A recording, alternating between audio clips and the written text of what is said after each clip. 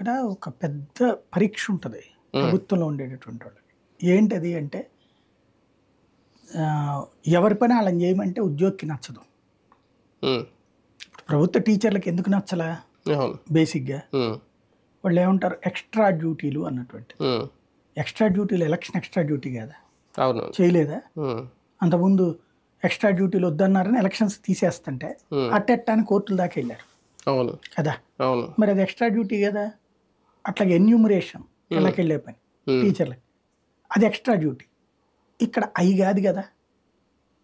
కానీ ఇక్కడ వాళ్ళకి ఏంటి కావాలంటే, మీకు టీచర్లలో చాలా జరుగుతున్నటువంటిది ఏంటంటే 3 రకాలైనటువంటి సమస్యలు ఉన్నాయి.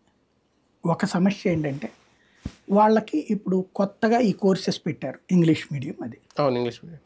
ఈ టీచర్లకి తెలుగు మీడియంలో చెప్పడం వచ్చు, ఇంగ్లీష్ మీడియంలో చెప్పడం వచ్చు, కానీ ప్రొఫెషనల్గా చెప్పడం రావట్లేదు. దానికి ఏదో ట్రైనింగ్లో ఇచ్చినట్టున్నారు. అప్పుడు 4 రోజుల్లో వచ్చేస్తాను ట్రైనింగ్.